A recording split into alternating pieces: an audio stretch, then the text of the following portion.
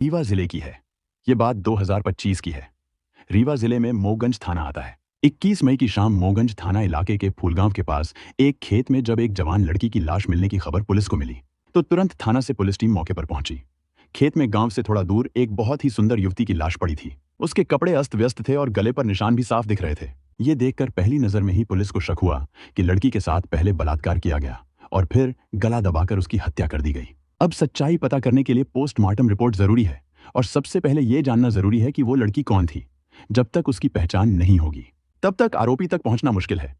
इसलिए जब मौके पर कोई शिनाख्त करने वाला नहीं मिला तो पुलिस ने लाश मिलने की जानकारी आसपास के थानों को देने के साथ ही एसडीओपी नई गढ़ी नवीन दुबे और एसपी रीवा नवनीत भसीन को भी दी। संयोग से एक दिन पहले ही 20 मई को थाना नईगढ़ी में इलाके की एक 22 साल की युवती आंचल की गुमशुदगी की रिपोर्ट दर्ज कराई गई थी। मौगंज में जो लाश मिली थी उसका हुलिया नई गढ़ी इलाके की उसी लापता लड़की से मिलता जुलता था। इसी वजह से नई गढ़ी थाना प्रभारी मिथिलेश यादव ने आंचल के परिजनों को मौके पर बुलवाया। जब उन्होंने शव देखा तो उसकी पहचान अपनी बेटी आंचल के रूप में कर दी, जो आंचल एक दिन पहले घर से अपने कपड़े, जरूरी कागजात और 39,000 रुपए लेकर अचानक लापता हो गई थी। उसकी गुमशुदगी नई गढ़ी थाने में दर्ज करवाई गई थी। इसके बाद नई गढ़ी पुलिस ने मामले की जांच शुरू कर दी। जिस तरह आंचल घर से पैसे, कपड़े और दस्तावेज लेकर गई थी, उससे यह अंदेशा लगाया गया कि मामला प्रेम प्रसंग से जुड़ा हो सकता है। इसलिए पुलिस ने सबसे पहले आंचल के मोबाइल की कॉल डिटेल निकालने की तैयारी शुरू की ताकि यह पता चल सके कि वह किसके संपर्क में थी और आखिरी बार किससे बात हुई थी। लेकिन उससे पहले ही पुलिस के हाथ एक अहम सुराग लग गया, जिसने न सिर्फ पूरी कहानी को एक दिशा दी बल्कि एक संदिग्ध आरोपी का नाम भी सामने ला दिया। दरअसल हुआ यह कि 21 मई को जिस दिन आंचल का शव मिला था उस दिन अंधेरा हो जाने के कारण पुलिस ने घटनास्थल को सुरक्षित कर दिया और अगली सुबह एफएसएल के साथ दोबारा जांच के लिए पहुंची।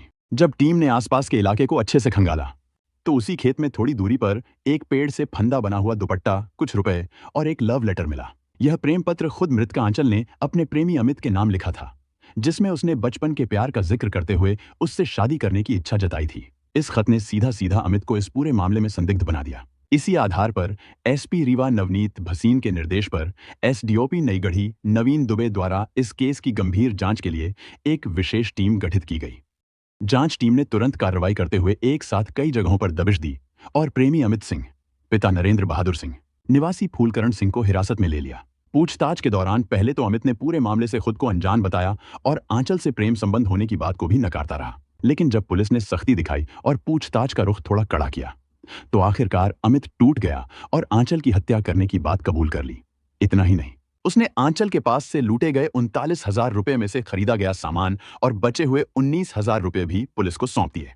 इसके बाद पुलिस ने उसे अदालत में पेश किया, जहां से उसे जेल भेज दिया गया। फिर धीरे धीरे पूरी कहानी सामने आ गई। दरअसल आंचल और अमित एक ही गांव के रहने वाले थे और बचपन से एक दूसरे को जानते थे। गांव में पहले स्कूल न होने के कारण वे दोनों पास के गांव के स्कूल में गांव के दूसरे बच्चों के साथ साथ पढ़ने जाया करते थे। इसी दौरान जब दोनों किशोरावस्था में पहुंचे तो एक दूसरे के प्रति उनका आकर्षण और गहरा होता गया। धीरे धीरे ये मासूम दोस्ती प्यार में बदल गई और दोनों ने एक दूसरे को दिल दे दिया।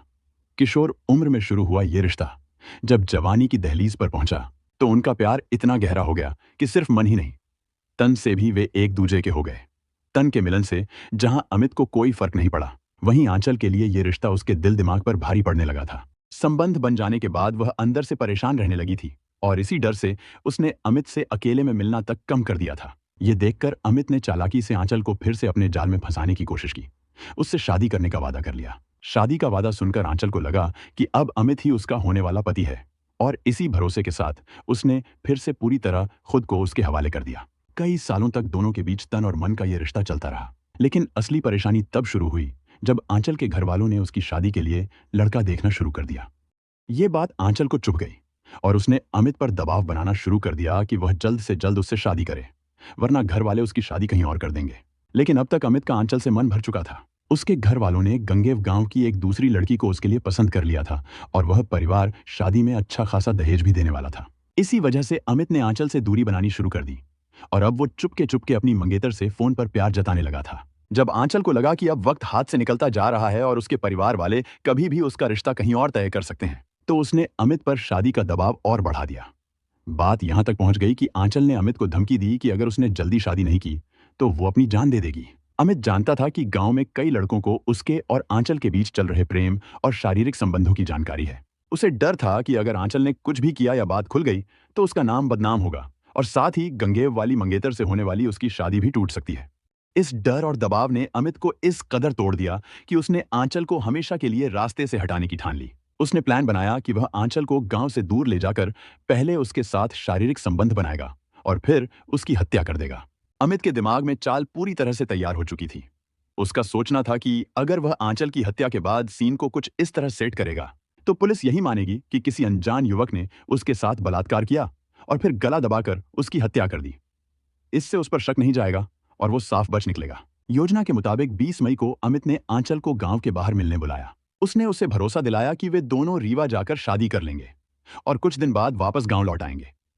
आंचल, जो पहले से भावनात्मक रूप से जुड़ी हुई थी, इस वादे पर पूरी तरह यकीन कर बैठी और बिना किसी शक के उसके साथ चल पड़ी, बिल्कुल इस उम्मीद में कि अब उसका सपना पूरा होने वाला है। लेकिन उसे क्या पता था कि यह उसका आखिरी सफर होगा।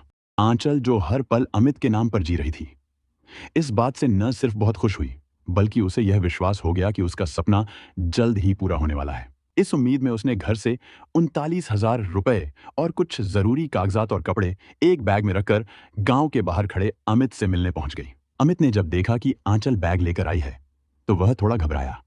उसे समझ में नहीं आ रहा था कि इसे लेकर आने की क्या जरूरत थी, क्योंकि उनका तो प्लान था कि शादी करके कुछ दिन बाद वापस लौट आएंगे। लेकिन आंचल ने उसे समझाया कि घर वालों से विवाद हो सकता है, इसलिए वह घर से कुछ पैसे लेकर आई थी ताकि वे कुछ दिन बाद वापस आकर सबको बता सकें।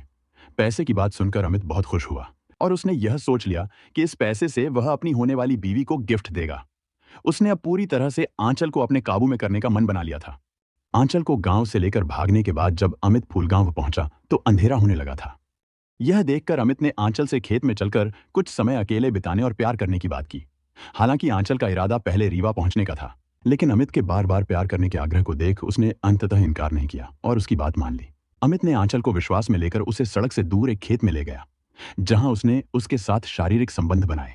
इसके बाद मौके का फायदा उठाकर उसने आंचल के ही दुपट्टे से उसका गला घोंटकर उसकी हत्या कर दी। हत्या करने के बाद उसने आंचल के बैग से वह पैसे निकाल लिए जो आंचल अपने घर से लेकर आई थी और फरार हो गया।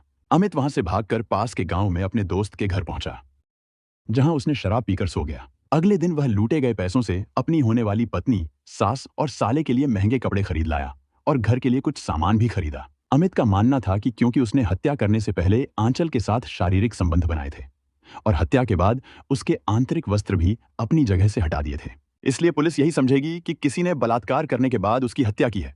वह सोच रहा था कि इस तरीके से उसका अपराध छिप जाएगा और वह बच जाएगा। लेकिन उसे यह नहीं पता था कि रात के अंधेरे में उसने एक अहम सबूत छोड़ दिया था। वह नोटों का बैग जिसमें उसकी कबूलियत के सबूत छिपे थे।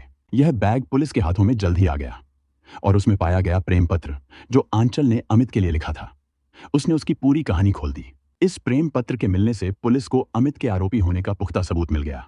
इस कारण पुलिस ने तुरंत उसे गिरफ्तार किया और मामले की जांच को आगे बढ़ाया, जिससे अमित को सलाखों के पीछे भेज दिया गया।